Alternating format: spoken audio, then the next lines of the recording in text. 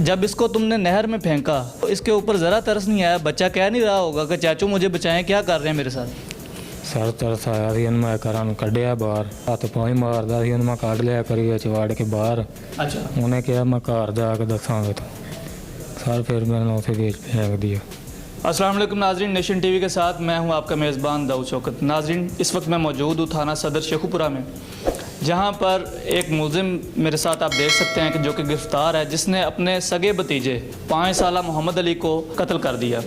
वाक़या सारा किस तरह पेश आया, इसके पीछे वजह क्या बनी, सारे वाक़े की हकीकत जानने की कोशिश करते हैं इसी से, तो इससे बात करते हैं। अस्सलाम वालेकुम। वालेकुम सलाम। क्या नाम है तुम्हारा? सलमान सर। अच्छा सलमान, करते क्या हो? सर मजदूरी करता हूँ, मिस्त्री मगर दिहाड़ी दिहाड़ी लगेगी सर। अच्छा, मजदूरी करते हो। ये मोहम्मद अली जो है, जो तुम्हारा भतीजा था, इसके साथ तुम्हारी क्या दुश्मनी थी? सर उसके साथ मेरी क्या दुश्मनी थी, घर वालों के साथ थी। वो नन्ना मासूम सा बच्चा था, मैं पछता रहा हूँ उसे अपने हाथों से मार। मासूम सा बच्चा तो था, घर वालों से क्या दुश्मनी थी? अगर दुश्मनी घर वालों से थी तो बच्चे को इस तरह बलि का बकरा क्यों बनाया? सर बस गलती हो गई, गुस्से में आके ये काम हो गया मुझसे। गुस्सा किस चीज़ का था? बेगम थी सर, उसकी सारी जड़ बेगम थी, इस फसाद की जड़ बेगम मेरी।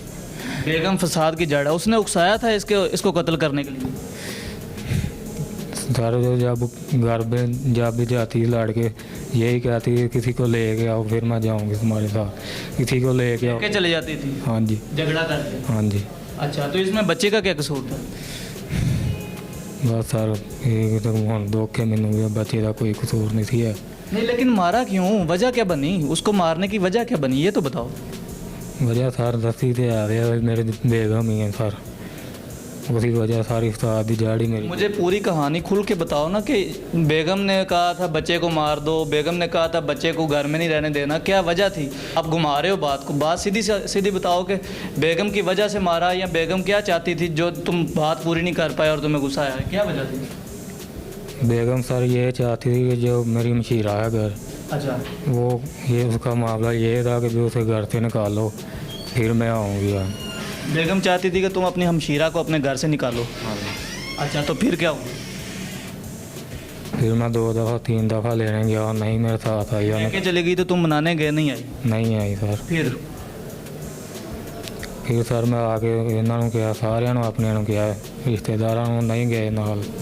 ये साथ नहीं गए घर वाले आपके? हाँ जी। अच्छा, फिर क्या किया? फिर मैंने ये काम किया। ये तुम्हारे सगे बड़े भाई का बेटा था ना मोहम्मद अली? तो जब इसको तुमने नहर में फेंका तो इसके ऊपर ज़रा तरस नहीं आया? बच्चा कह नहीं रहा होगा कि चाचू मुझे बचाएं, क्या कर रहे हैं मेरे साथ? सर तरस आया ਸੀ मैं घरों ਨੂੰ ਕੱਢਿਆ बाहर। जब ये आपने इसको फेंका तो क्या कहता था बच्चा आगे से? सर हथ पाई मारदा ਸੀ, ਉਹਨੂੰ ਮੈਂ ਕੱਢ ਲਿਆ करी ਵਿੱਚ ਵਾੜ के बाहर। अच्छा, ਉਹਨੇ ਕਿਹਾ मैं घर जा के ਦੱਸਾਂਗਾ ਤੂੰ। सर फिर मैंने उसे बेच फेंक दिया। घर बताने के डर से तुमने उसको कत्ल ही कर डाला बाद में दोबारा फेंक के? जी सर। आपको शर्मिंदगी को नदामत?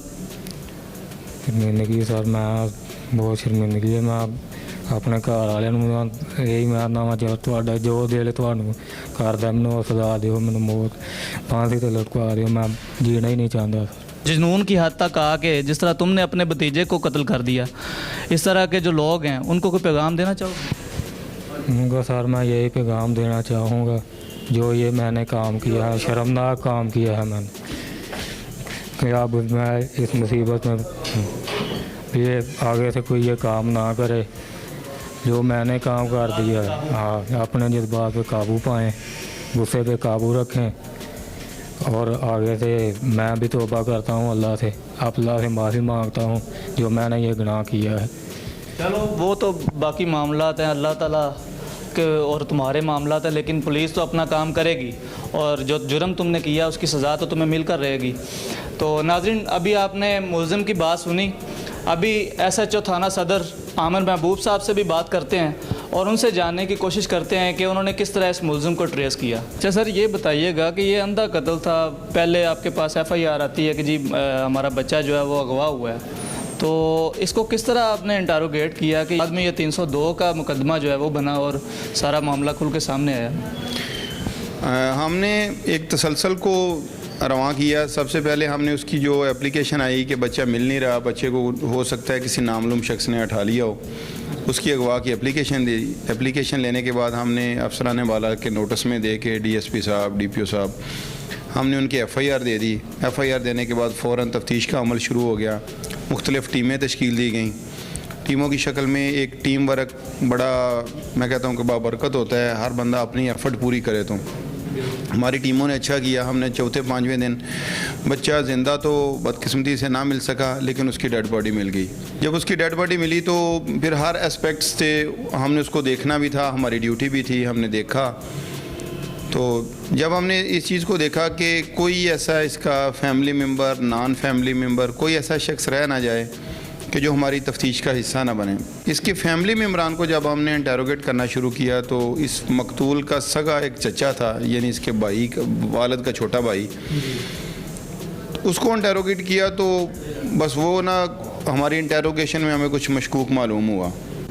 चूँकि हमारा एक रूटीन में एक प्रोफेशनल एक्सपीरियंस होता है, कुछ चीज़ें जजमेंट से हमें अंदाज़ा हो जाती हैं, कुछ चीज़ें हालात वाक़या से। फिर उसकी हमने अल्फाज और उसकी जो बयान थे उसको हमने काउंटर चेक किया तो उसमें काफ़ी ज़्यादा मुबालगा रही वो कर रहा था। तो इसमें ये बताइएगा कि जब ये अगवा की FIR आपने दर्ज की तो तब मुलजिम जो है वो अपने भाई के साथ इस बच्चे को ढूंढने में पेश नज़र आया आपको? पहले 1-2 दिन वो रहा है पेश, बाद में वो अपने भाई से कोई बहाना करके कि मैं बीमार हूँ और मेरी तबीयत ठीक नहीं है और मैं अपनी दवाई लेने के लिए हॉस्पिटल जा रहा हूँ। उसके घर में अफसोस था, वो तो जा नहीं सकता था। पूरा उसने ड्रामा रचाया, पहले खुद आके सारा दिखाता रहा कि मैं खुद भी बड़ा परेशान हूँ और उसके बाद गायब हो जाता है स्क्रीन से। बिल्कुल एक आध दिन वो बिल्कुल फ्रंट स्क्रीन पे रहा, लेकिन फिर वो यकदम गायब हो गया। फिर वो उसी दिन आया जिस दिन हमने उसको इंटेरोगेट किया, उसी दिन वो आया, उसी दिन हमने इंटेरोगेट किया। तो जब हमें मालूम हो गया कि ये बंदा गिल्टी है और उसने एतराफ़ कर लिया और चंद शवाहद हमें दस्तयाब हो गए, फिर आइंदा तफ्तीश के लिए हमने हस्बे ज़ाब्ता उसको गिरफ़्तार कर लिया, इलाका मजिस्ट्रेट साहब के पेश किया।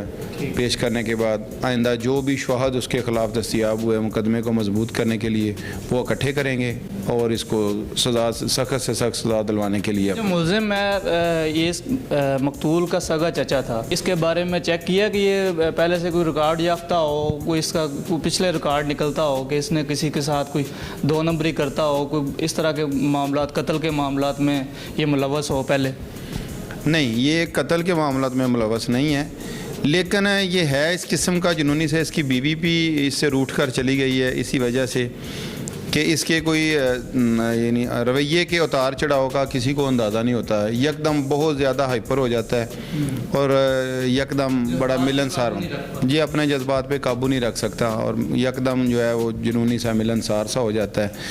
तो फिर इस जगह के इस शख्स के इस किस्म के जो इस लोग होते हैं वो इस तरह की तफ्तीशों में बड़ी अहमियत रखते हैं और उनको बारीक बीनी से देखना भी चाहिए और देखते भी हैं। और यही मेरा ख्याल है कि हमारी कामयाबी है कि हमने उसको इग्नोर नहीं किया, बेशक उसका एक खूनी रिश्ता था।